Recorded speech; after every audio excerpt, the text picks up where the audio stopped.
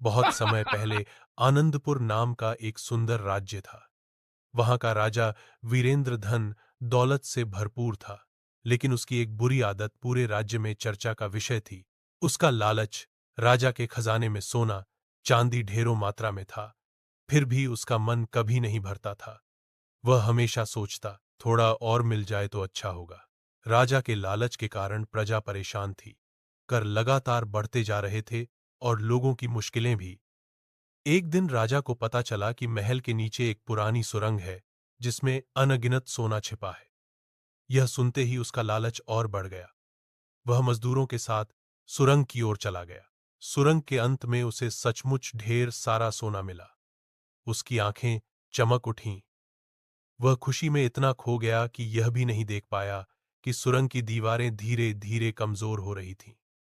जमीन हिलने लगी, सुरंग धंसने लगी, लेकिन राजा सोना छोड़ने को तैयार नहीं था। इसी बीच एक वृद्ध संत वहां आए। उन्होंने गहरी आवाज में कहा, राजन, सोना तुम्हें सुख नहीं देगा। लालच केवल विनाश की ओर ले जाता है। असली खुशहाली दूसरों के भले में है।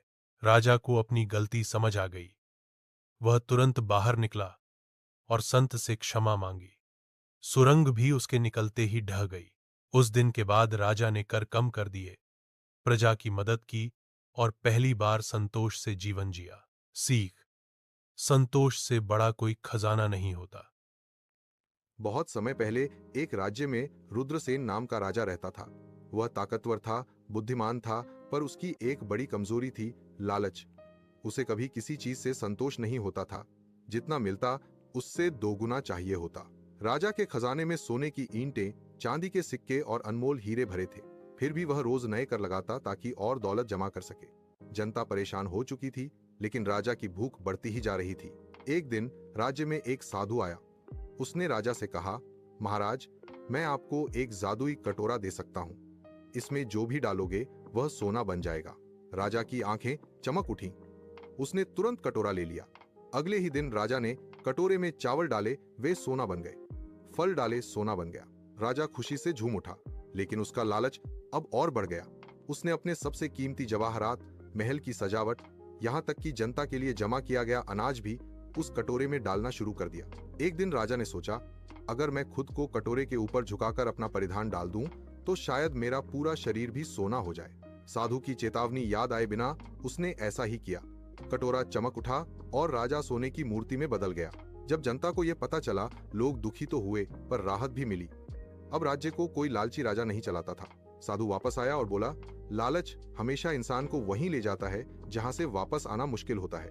और इसी तरह राज्य में एक नया दयालु राजा बना, जिसने सीखा कि सच्ची समृद्धि धन में नहीं, संतोष में होती है। दो दोस्त और भालू। एक दिन दो युवा दोस्त राम और श्याम ने जंगल जाने का फैसला किया और किसी भी खतरे के खिलाफ एक दूसरे की मदद करने का वादा भी किया। अचानक जंगल के रास्ते में एक भालू ने उन पर हमला कर दिया। राम जल्दी से दौड़ा और एक पेड़ पर चढ़ गया। दूसरी ओर श्याम के पास पर्याप्त समय नहीं था। बचने के लिए वह जमीन पर लेट गया, जैसे वह मर गया हो। भालू तेजी से आगे बढ़ा और श्याम के पास आया और ऐसा लगा जैसे भालू राम के कान में फुसफुसा रहा हो। श्याम ने अपनी सांस रोक कर रखा और कुछ देर बाद भालू चला गया। राम पेड़ से नीचे आया और पूछा, श्याम, भालू ने आपके कान में क्या फुसफुसाया? श्याम ने जवाब दिया, भालू ने मुझे स्वार्थी दोस्तों से दूर रहने के लिए कहा, जो खतरे के समय भाग जाते हैं।